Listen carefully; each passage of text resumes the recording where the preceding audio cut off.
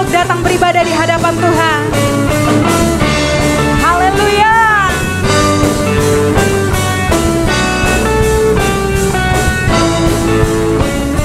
Dasar dari yang ku harapkan, bukti dari segala yang tak kulihat. Iman berikan ku kekuatan untuk melakukan perkara yang hebat. Bersama Rohmu ku pasti menang, ku pasti menang. Tinggi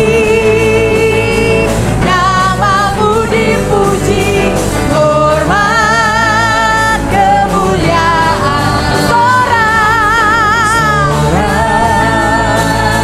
Dengan senang hati Raja keagungan. Amin. Mari beri tepuk tangan bagi Tuhan. Kau tak biarkan pencobaan, yes Lord, melebihi batas kekuatanku. Kau yang berikan ku kemuliaan, semakin serupa dengan gambaranmu. Katakan bersama Rohmu. Bersama Rohmu. Yes, bersama Rohmu ku pasti menang. Tinggi namamu dipuji, hormat kemuliaan. Sorakan, haleluya, dengan senang hati Raja keagungan. Yes God.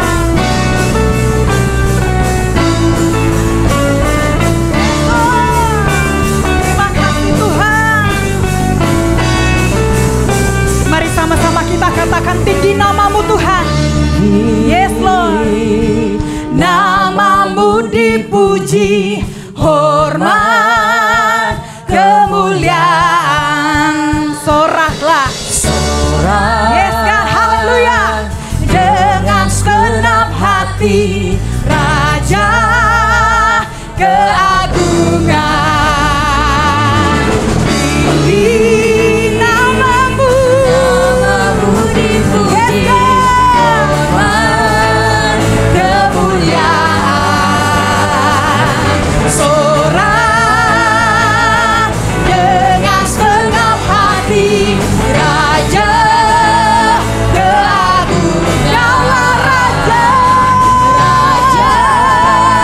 keagungan. Yesus keagungan. Yeah.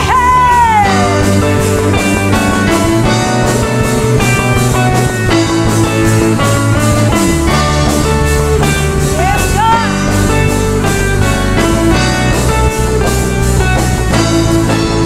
Berikan kemuliaan bagi Tuhan. Haleluya. Haleluya. Haleluya. Haleluya God. Kami mau lebih lagi memuji-Mu Tuhan. Kami mau lebih lagi hidup di dalam firman-Mu.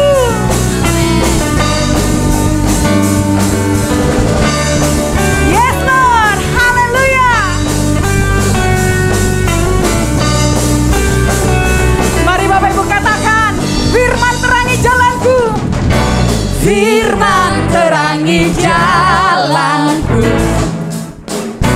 perisai iman di setiap waktu. Lindungiku dari segala. Tak pernah kami ragu Tuhan. Bersamaku setia menjaga dengan kuasa mulia. Hanya di dalam nama-Nya Yesus sumber pengharapan di sepanjang hidup.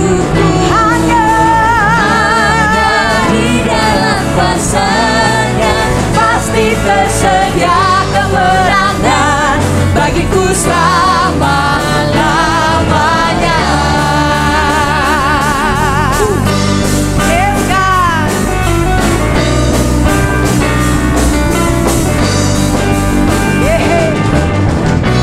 Kebenaran yang bebaskan selalu berikanku kekuatan hadapi segala tantangan. Tak pernah ku ragu dan ada bersamaku, setia menjaga dengan kuasa mulia. Hanya di dalam namanya Yesus, dia sumber pengharapan di sepanjang hidup. Hanya di dalam kuasa-Nya pasti tersedia kemenangan bagiku selama-lamanya. Amin. Yes, Lord. Dalam namanya ada pengharapan, dalam kuasa-Nya kemenangan. Hanya di dalam namanya Yesus, dia sumber pengharapan di sepanjang hidup. Katakan, hanya di dalam kuasa-Nya. Hanya di dalam kuasa-Nya pasti tersedia kemenangan bagiku selama-lamanya. Hanya di dalam namanya Yesus, dia sumber pengharapan di sepanjang hidup. Oh, hanya di dalam kuasa-Nya pasti tersedia kemenangan bagiku selama-lamanya.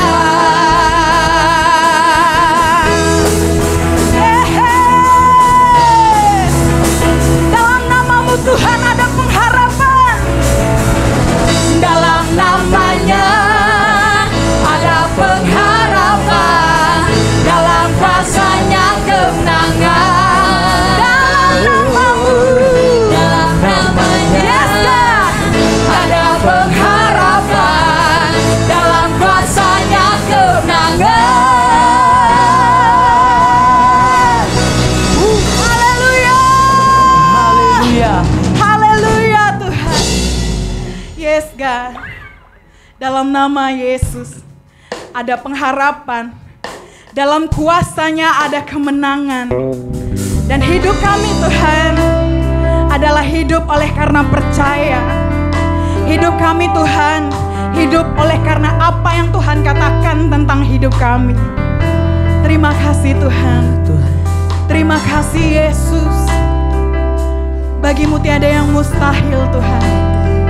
Bahkan apa yang tidak pernah kami lihat dengan mata kami, tidak pernah kami dengar dengan telinga kami, dan timbul dalam hati kami, semua Tuhan sediakan bagi kami yang percaya kepadamu Tuhan. Terima kasih Tuhan. Terima kasih Tuhan. Yes Lord. Ku yakin saat kau berfirman, ku menang saat kau bertindak. Hidupku hanya ditentukan oleh perkataanmu. Ku aman saat kau menjaga. Ku kuat karena kau menopang. Hidupku hanya ditentukan oleh kuasa-Mu. Hanya bagimu Tuhan tiada yang mustahil. Bagi Tuhan tak ada yang mustahil. Bagi Tuhan tak mungkin, mujizatnya disediakan bagiku. Ku diangkat dan dipulihkannya.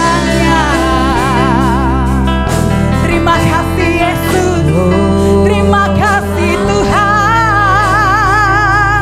Bagimu tiada yang mustahil Tuhan. Ku yakin saat Kau berfirman, amin. Ku menang saat Kau bertindak, yes, amin. Hidupku hanya ditentukan oleh perkataanmu. Kami aman karena Kau menjaga kami Tuhan. Ku aman saat Kau menjaga. Ku kuat karena Kau menopang. Karena Kau yang menopang. Hidupku hanya ditentukan oleh kuasa-Mu. Bagi Yesus, bagi Tuhan, tak ada yang mustahil. Bagi Tuhan, tak ada yang tak mungkin. Mujizatnya disediakan bagiku. Ku diangkat dan dipulihkannya. Bagimu Tuhan, tak ada yang mustahil. Tak ada yang mustahil. Bagi Tuhan, tak ada yang tak mungkin. Mujizatnya disediakan bagiku. Ku diangkat dan dipulihkannya. Oh, bagi Tuhan, tak ada yang mustahil. Tak ada yang mustahil. Tak ada yang tak mungkin. Mujizatnya disediakan bagiku. Ku diangkat dan dipulihkan. Mari Bapak Ibu angkat tanganmu di hadapannya, katakan bagimu Tuhan, tak ada yang mustahil. Bagi Tuhan, tak ada yang mustahil. Bagi Tuhan, tak ada yang tak mungkin. Mujizatnya disediakan bagiku. Ku diangkat dan dipulihkannya. Bagi Tuhan, tak ada yang mustahil. Terima kasih Tuhan. Tak ada yang tak mungkin. Mujizatnya disediakan bagiku.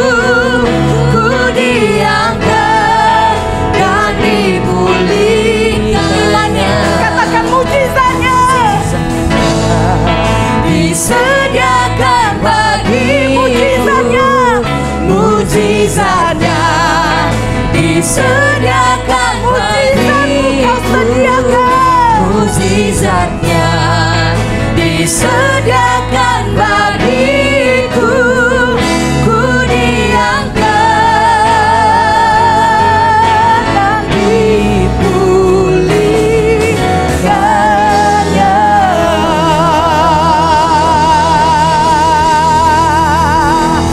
Haleluya.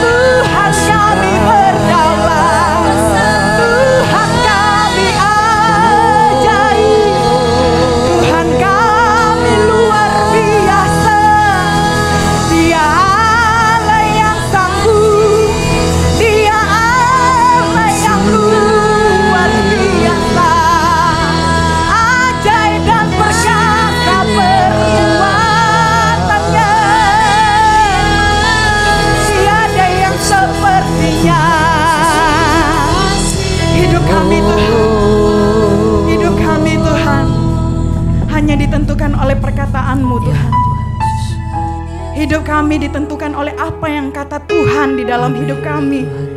Bukan apa yang orang perkatakan tentang hidup kami, Tuhan. Hidup kami adalah hidup karena iman, bukan karena melihat, Tuhan. Hidup kami, Tuhan, Tuhan yang jamin semuanya. Jika Tuhan ada bersama kami, siapakah yang perlu kami takuti di bumi ini, Tuhan? Apakah yang perlu kami khawatirkan di dalam hidup kami? Tidak ada, Tuhan. Bahkan sehelai rambut kami yang terjatuh pun Tuhan tahu. Hati kami, Tuhan, Tuhan juga tahu apa yang ada di dalam hati kami. Kami berharga di mata-Mu, Tuhan. Ini kami, Tuhan. Kami mau lebih lagi, Tuhan, hidup di dalam iman kepada Tuhan. Dan biarlah Tuhan isi hati kami dengan firman-Mu, agar setiap kami semakin percaya kepada Tuhan, hari demi hari, Tuhan.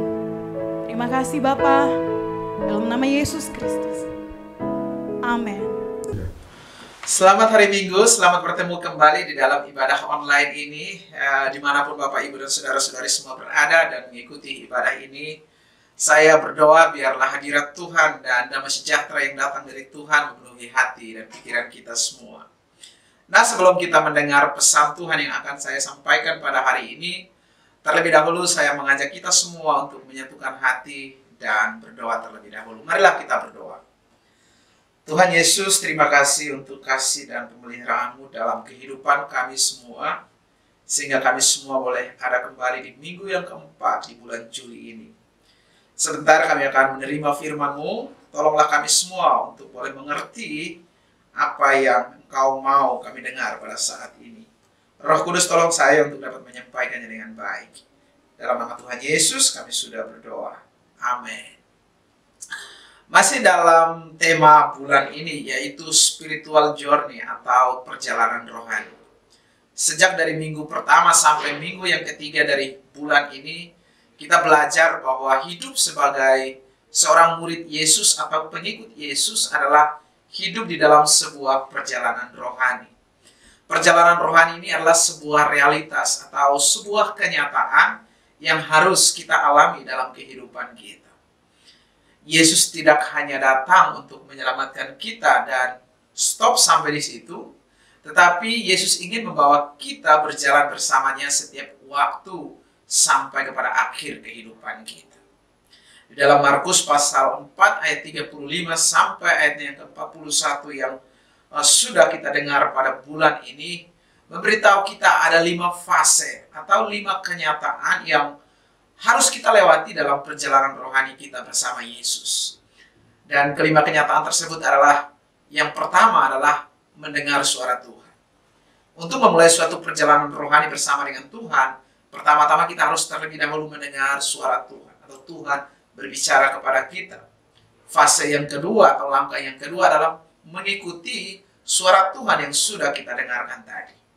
Menjadi pengikut Kristus tidak hanya cukup mendengar suara Tuhan, tetapi mengambil keputusan untuk mengikuti suara Tuhan yang sudah kita dengarkan itu. Dan pada tahap yang ketiga atau fase yang ketiga dalam sebuah perjalanan rohani adalah menghadapi tantangan. Injil Markus 4:35 sampai 37 yang sudah kita dengar dalam minggu-minggu ini memberitahu kita mengenai tantangan yang kita hadapi pada saat kita mengikuti suara Tuhan atau mengikuti menaati suara Tuhan untuk mengikutinya. Dan biasanya tantangan yang kita hadapi itu datang secara tiba-tiba di luar dugaan kita. Itulah yang dialami oleh murid-murid Yesus. Badai yang dialami oleh mereka itu datang secara tiba-tiba saja di luar dugaan dan pengetahuan mereka sebelumnya. Dan pada fase yang keempat, yaitu adalah menyikapi tantangan dengan sikap yang benar. Dan yang kelima adalah saya sebut dengan lebih mudah untuk kita mengingatnya. Saya menyebutnya dengan istilah STNK atau setelah tantangan nikmati keberkatan. Ada berkat yang Tuhan siapkan bagi kita semua setelah kita menyelesaikan perjalanan rohani kita. Kenyataan yang pertama atau fase yang pertama sampai yang ketiga kita sudah belajar pada minggu pertama sampai pada minggu yang ketiga. Hari ini adalah giliran saya untuk membagikan kepada kita semua perjalanan rohani pada fase yang keempat, yaitu menyikapi tantangan dengan sikap yang benar. Bagi Anda semua yang suka mencatat khotbah, inilah tema khotbah saya hari ini, yaitu menyikapi tantangan dengan sikap yang benar. Bapak, Ibu, dan saudara-saudari semua yang dikasihi oleh Tuhan Yesus, seperti yang sudah saya katakan tadi bahwa hidup sebagai murid Yesus atau pengikut Yesus bukan berarti kita hidup bebas dari tantangan dan kesukaran. Pada fase yang ketiga kita akan bertemu dengan tantangan. Meskipun kita adalah anak-anak Tuhan, orang-orang yang percaya sama Tuhan, kita pasti menghadapi tantangan dan kesulitan. Terkadang orang-orang sering berpikir bahwa, wah, ikut Tuhan itu pasti hidup bebas dari pergumulan dan bebas dari tantangan. Saya ingin kasih tahu bahwa ini adalah pemikiran yang salah dan keliru. Tuhan tidak pernah berkata dalam Alkitab bahwa pada saat kita mengambil keputusan untuk mengikuti Tuhan, maka kita akan hidup bebas dari kesulitan dan tantangan. Yang Yesus janjikan dan katakan dalam Alkitab adalah Dia akan selalu menyertai kita di dalam segala persoalan dan tantangan yang kita hadapi dalam kehidupan kita. Selama Anda dan saya kita masih hidup, kita akan selalu mengalami situasi up and down, naik dan turun dalam kehidupan kita. Ada kalanya kita naik, ada kalanya kita akan turun. Kita akan bertemu dengan badai yang datang secara tiba-tiba dalam kehidupan kita. Itu sebabnya kita perlu mengerti tentang bagaimana kita harus bersikap ketika situasi buruk, tantangan datang dalam kehidupan kita. Well, hari ini kita akan belajar tentang bagaimana kita bersikap ketika masalah atau tantangan dan kesukaran datang dalam kehidupan kita. Untuk itu saya mengajak kita untuk membaca kembali Markus pasal 4 ayat 35 sampai 41. Di sana dikatakan demikian, mari kita dengarkan. Ayat 35 dikatakan, pada hari itu, waktu hari sudah petang, Yesus berkata kepada mereka, marilah kita bertolak ke seberang.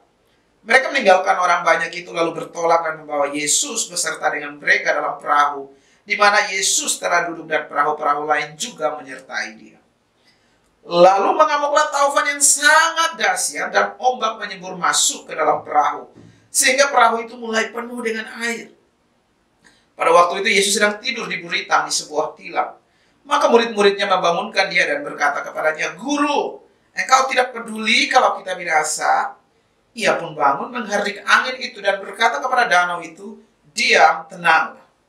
Lalu angin itu reda dan danau itu menjadi teduh sekali. Lalu Ia berkata kepada mereka, mengapa kamu begitu takut?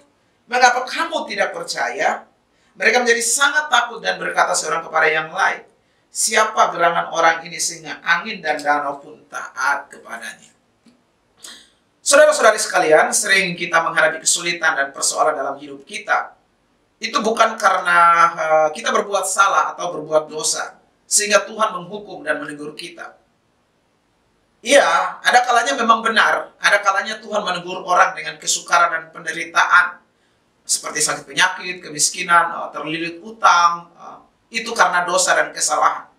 Tetapi tidak selamanya kesukaran dan penderitaan dalam hidup kita karena kita berbuat salah atau dosa.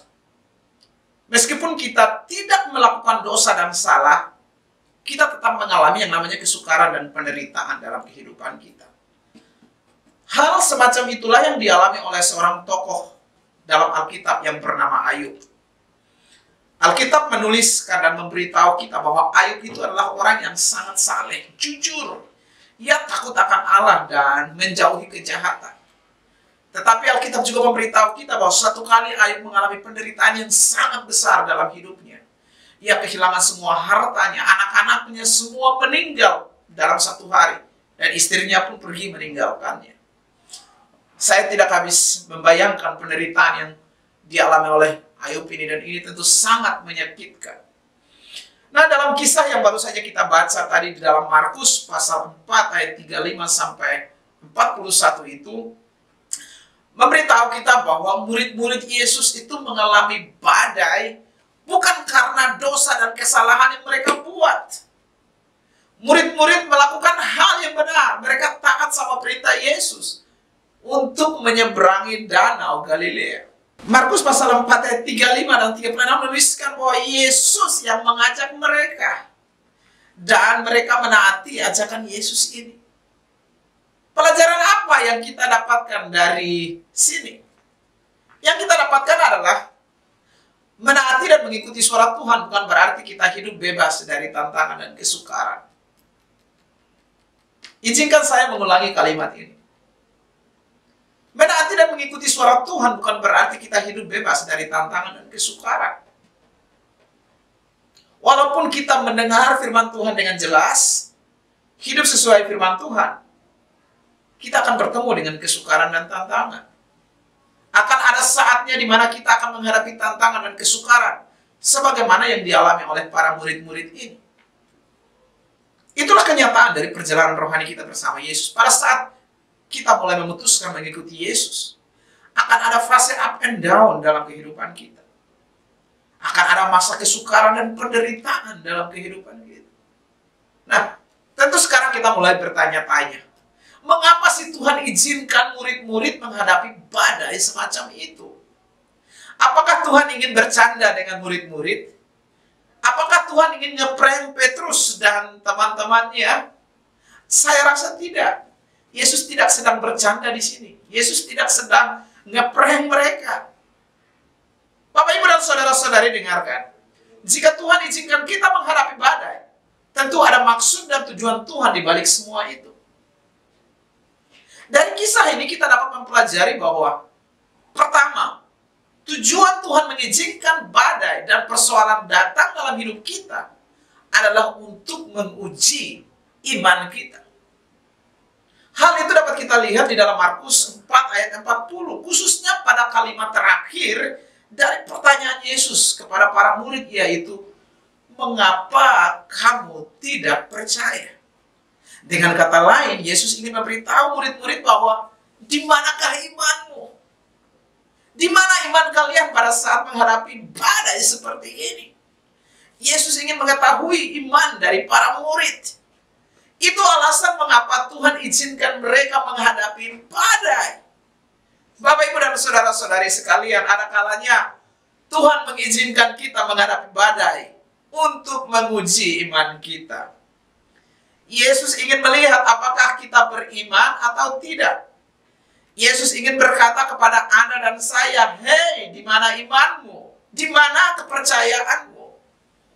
Oh, saya tidak tahu badai apa yang sedang menimpa hidup Anda hari ini. Apakah itu ekonomi, rumah tangga, badai pendidikan, sakit penyakit. Hari ini saya ingin memberitahu Anda, Yesus ingin melihat iman Anda pada saat Anda sedang bergumul melewati semua penderitaan itu. Jadi sebenarnya Tuhan izinkan kita menghadapi badai dan pergumulan adalah untuk menguji iman kita. Saya suka ilustrasi yang sangat menarik yang Yesus sendiri berikan di dalam Matius pasal 7 ayat 24 sampai 27. Mari dengarkan Matius pasal 7 ayat 24 sampai 27 sebagai berikut. Dikatakan demikian. Setiap orang yang mendengar perkataanku ini dan melakukannya, ia sama dengan orang yang bijaksana yang mendirikan rumahnya di atas batu. Kemudian turunlah hujan dan datanglah banjir, lalu angin melanda rumah itu. Tetapi rumah itu tidak rubuh sebab didirikan di atas batu. Tetapi setiap orang yang mendengar perkataanku ini dan tidak melakukannya, ia sama dengan orang bodoh yang mendirikan rumahnya di atas pasir.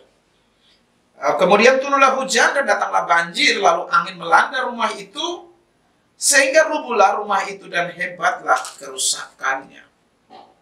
Dalam Injil Matius ini memberikan kepada kita ilustrasi tentang dua kelompok orang yang sedang membangun rumah. Yang satu dikatakan membangun dengan fondasi batu atau membangun di atas batu. Sementara yang satunya lagi membangun dengan fondasi pasir atau dibangun di atas pasir. Nah, untuk mengetahui rumah mana yang kuat fondasinya, maka harus diuji dengan badai atau banjir atau angin.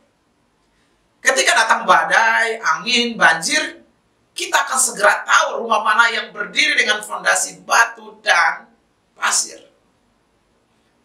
Demikian juga dengan kekokohan iman kita. Apakah iman kita ini kokoh dan kuat karena fondasinya batu, atau iman kita ini rapuh dan lemah karena sebenarnya dibangun di atas pasir? Kekuatan iman kita akan ketahuan pada saat kita berhadapan dengan tantangan, persoalan, dan penderitaan. Orang yang membangun imannya di atas fondasi pasir pasti akan runtuh ketika berhadapan dengan badai. Tetapi mereka yang membangun rumah di atas fondasi batu, membangun iman di atas fondasi batu, dia tidak runtuh karena imannya kuat. Jadi Tuhan izinkan persoalan datang dalam kehidupan kita sebenarnya adalah untuk menguji kekokohan daripada iman Anda dan saya. 1 Petrus pasal 1 ayat 6 dan 7 dalam Alkitab Bahasa Indonesia masa kini. Di situ kita dikasih tahu nasihat agar kita bersukacita pada saat menghadapi cobaan dan badai. Alasannya karena itu merupakan ujian. Di sana dikatakan demikian. Karena itu hendaklah kalian bersuka hati. Meskipun sekarang untuk sementara waktu kalian harus menjadi sedih karena mengalami bermacam-macam cobaan. Tujuannya ialah untuk membuktikan apakah kalian sungguh-sungguh percaya kepada Tuhan atau tidak. Emas yang dapat rusak pun diuji dengan api. Nah, iman kalian adalah lebih berharga dari emas. Jadi harus diuji juga supaya menjadi teguh. Dan dengan demikian kalian akan dipuji dan dihormati serta ditinggikan pada hari Yesus Kristus datang kembali. Itulah alasan yang pertama. Tuhan mengizinkan kita menghadapi badai adalah untuk menguji iman kita. Sekarang alasan yang kedua, mengapa Tuhan mengizinkan kita menghadapi badai adalah supaya kita dapat belajar bahwa Tuhan yang kita sembah itu lebih besar daripada badai dan kesukaran kita. Markus 4 ayat 39 dikatakan demikian. Ia pun bangun, Yesus pun bangun, menghardik angin itu dan berkata kepada danau itu, diam, tenanglah. Lalu apa jadi? Angin dan danau itu pun menjadi teduh sekali. Pelajaran apa yang kita bisa pelajari dari sini? Yang kita pelajari dari sini adalah Tuhan yang kita sembah. Kuasanya jauh lebih dari segala persoalan yang kita hadapi. Hai jemaat yang dikasihi oleh Tuhan, dengarkan ini baik-baik. Tuhan yang engkau sembah itu keren. Kuasanya luar biasa. Dia berkuasa. Tidak ada apapun dan siapapun yang mampu menandingi kuasanya. Segala badai, persoalan, tantangan, hambatan, dan rintangan, semua takluk di bawah kuasa Yesus. Yesus membuktikan bahwa dia lebih besar daripada setiap persoalan kita. Saya harap saudara mengimani apa yang baru saja saudara dengar, bahwa Yesus yang engkau sembah, dia adalah Tuhan yang berkuasa. Well, saya akan mengakhiri khotbah ini dengan memberikan 3 langkah praktis sederhana yang harus kita lakukan pada saat kita menghadapi tantangan. Yang pertama, langkah praktis pertama yang harus kita lakukan pada saat kita menghadapi badai adalah pandanglah tantangan sebagai suatu bentuk ujian terhadap iman kita. Sekali lagi, pandanglah tantangan sebagai suatu bentuk ujian terhadap iman kita. Nah, iman yang kuat dan kokoh itu adalah iman yang sudah teruji oleh rintangan. Tantangan Tuhan izinkan silih berganti terjadi dalam kehidupan kita adalah untuk menguji kekuatan daripada iman kita. Apakah iman kita kuat atau tidak? Untuk membuktikan bahwa iman kita kuat, maka iman kita harus diuji. Setelah melewati ujian, kita semakin paham, semakin mengerti bahwa sejauh mana kekuatan daripada iman kita. Jadi pada saat saudara-saudari menghadapi tantangan, sedang bergumul dengan masalah sakit penyakit, ekonomi, rumah tangga, apapun itu bentuk pergumulan saudara, saya ingin beritahu bahwa pandanglah semua itu sebagai ujian terhadap iman saudara. Tuhan sedang menguji kemurnian dan kekokohan iman saudara melalui penderitaan yang sedang saudara hadapi saat ini. Itulah langkah praktis yang pertama. Langkah praktis yang kedua pada saat kita menghadapi badai adalah jangan panik dan meratapi nasib. Saya paham betul, memang tidak mudah dan tidak gampang menghadapi ujian. Kepanikan, ketakutan, kecemasan, kekhawatiran, dan sejenisnya pasti akan menghantui kehidupan kita pada saat kita sedang menghadapi tantangan. Dari kisah dalam Markus pasal 4 ayat 35-41 tadi, murid-murid Yesus semua takut dan panik pada saat mereka melihat dan merasakan air mulai masuk ke dalam perahu mereka. Mereka panik dan takut karena perahu mereka akan segera tenggelam dan mereka pasti akan meninggal. Dan memang itu hal yang wajar dan normal kalau kita takut dan panik pada saat nyawa kita menjadi taruhan. Bapak, Ibu, dan saudara-saudari sekalian, meratap untuk sementara adalah hal yang wajar karena itu merupakan bagian daripada proses penyembuhan. Tetapi janganlah kita meratap terus-menerus. Jangan biarkan kita terlilit, terintimidasi oleh meratapi diri. Karena hal itu mematahkan semangat juang kita dan melemahkan diri kita. Ingatlah selalu, penderitaan badai dan ujian yang sekarang ini itu cuma bersifat sementara. Setelah penderitaan yang sementara ini, akan datang kemuliaan yang lebih besar. Itulah yang dikatakan, dituliskan oleh Paulus dalam 2 Korintus pasal 4 ayat 16-17 sebagai berikut. Dikatakan demikian, sebab itu kami tidak tawar hati. Tetapi meskipun manusia lahiriah kami semakin merosot, namun manusia batiniah kami diperbaharui dari hari ke hari. Sebab penderitaan ringan yang sekarang ini mengerjakan bagi kami kemuliaan kekal yang melebihi segala-galanya, jauh lebih besar daripada penderitaan kami. Jadi jangan meratapi nasib, tetapi lihatlah apa yang Tuhan sedang lakukan untuk masa depan kita, yaitu kemuliaan yang kekal, yang jauh melebihi penderitaan-penderitaan yang kita alami saat ini. Nah, sebenarnya gini Bapak, Ibu, dan saudara-saudari. Mengapa sih kita takut? Kita takut itu karena kita tidak paham atau tidak mengerti tentang sifat daripada sebuah penderitaan atau tantangan. Kalau saja kita kenal dan paham betul sifat daripada tantangan yang sementara kita hadapi, maka kita tidak akan meratapi diri dan membiarkan ketakutan menguasai kehidupan kita. Kisah yang tadi kita sudah baca dalam Markus itu memberikan kita pelajaran bahwa badai atau tantangan itu memang bersifat menakutkan dan mengancam kehidupan manusia. Tetapi badai itu bersifat sementara saja, terbatas dan tidak abadi. Dan Tuhan izinkan kita menghadapi badai itu adalah untuk menguji kekokohan iman kita. Jadi kalau kita paham betul akan realitas atau kenyataan daripada badai dan tantangan, maka kita tidak perlu berlarut-larut dalam kesedihan kita. Jadi ketika menghadapi tantangan, janganlah panik dan meratapi nasib. Ingin saya pesankan adalah berhentilah meratapi nasib. Itulah langkah yang kedua. Jangan panik dan meratapi nasib. Sekarang yang terakhir, langkah praktis yang ketiga pada saat kita menghadapi badai adalah teruslah memandang pada Yesus. Bapak, Ibu, dan saudara-saudari yang dikasihi oleh Tuhan Yesus, hidup ini sangat ditentukan ke arah mana kita memandang. Karena hal itu menentukan bagaimana cara kita berpikir dan bertindak.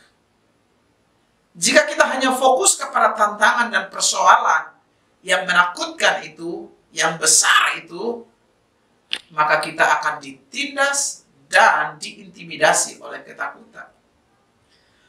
Tetapi jika kita memandang kepada Yesus, maka pola pikir kita pun akan berubah, sehingga respon kita terhadap keadaan pun juga menjadi berubah. Ingatlah selalu bahwa Tuhan Yesus yang kita sembah itu sangat peduli dengan segala pergumulan kita. Dalam Markus 4 ayat 38 yang sudah kita baca tadi, di situ murid-murid berkata kepada Yesus begini, "Guru, engkau tidak peduli kalau kita binasa?" Nah, saya suka kata peduli dalam ayat ini. Kata peduli atau care dalam bahasa Inggris ini, kalau di dalam bahasa Yunani disebut mele. Apa sih arti daripada mele? Mele itu artinya memperhatikan, menghiraukan, dan memelihara. Tuhan yang kita sembah adalah Tuhan yang mele. Artinya Dia adalah Tuhan yang memperdulikan umatnya. Artinya Dia adalah Tuhan yang memperhatikan umatnya dan memelihara umatnya. Dan bukti dari kepedulian Tuhan terhadap umatnya antara lain, Ia mendengar seruan umatnya. Pada saat murid-murid berseru meminta pertolongan, Tuhan segera menolong mereka dan meneduhkan badai yang sedang mengancam kehidupan mereka. Dan Tuhan sanggup menyelamatkan umatnya dari badai. Bapak, Ibu, dan saudara-saudari sekalian, dikala engkau menghadapi persoalan, ini yang harus engkau tahu. Arahkan pandanganmu pada Yesus. Datanglah pada Yesus, memohon pertolongan kepada-Nya. Jangan meragukan perlindungan dan kepedulian Tuhan atas kehidupan Anda. Jangan bertanya, "Tuhan, mengapa engkau tidak peduli dengan persoalanku?" Tetapi ingatlah selalu bahwa Tuhan Yesus adalah pribadi yang peduli atas kehidupan Anda dan saya. Dia sangat mencintai dan mengasihi kita. Kalaupun hari ini Anda sedang ada di dalam pergumulan, ingatlah bahwa Tuhan sedang melatih iman Anda untuk semakin percaya dan bergantung kepada-Nya. Lihatlah tantangan itu sebagai ruang atau kesempatan bagi Tuhan untuk menyatakan mujizat-Nya. Tuhan Yesus memberkati kita semua. Semoga apa yang kita dengarkan hari ini dapat menolong kita semua. Amin. Haleluya, haleluya God. Kami mau lebih lagi memuji-Mu Tuhan. Kami mau lebih lagi hidup di dalam firman-Mu.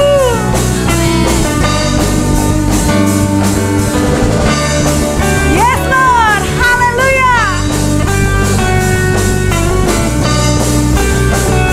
Mari Bapak Ibu katakan, firman terangi jalanku. Firman terangi jalanku.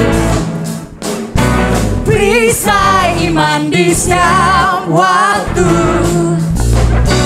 Lindungiku dari segala. Tak pernah kami ragu Tuhan. Bersamaku setia menjaga dengan kuasa mulia. Hanya di dalam nama-Nya Yesus dan sumber pengharapan di sepanjang hidupku. Hanya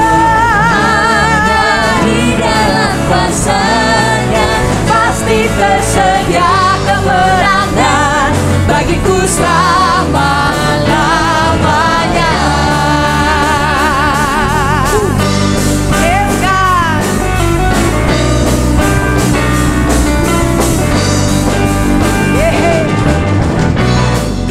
Kebenaran yang bebaskan selalu berikanku kekuatan hadapi segala tantangan. Tak pernah ku ragu karena Dia bersamaku, setia menjaga dengan kuasa mulia. Di dalam nama-Nya Yesus Dia sumber pengharapan di sepanjang hidup. Hanya di dalam kuasa-Nya pasti tersedia kemenangan bagiku selama-lamanya.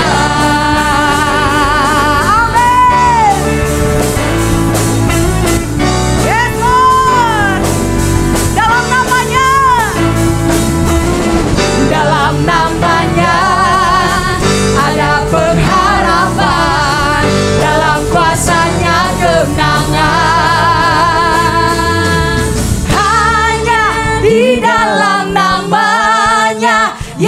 Yesus dia sumber pengharapan di sepanjang hidup. Katakan hanya di dalam kuasanya. Hanya di dalam kuasanya pasti tersedia kemenangan bagiku selamanya. Hanya di dalam namanya Yesus ya sumber pengharapan di sepanjang hidup. Oh, hanya di dalam kuasanya pasti tersedia kemenangan bagiku selama-lamanya.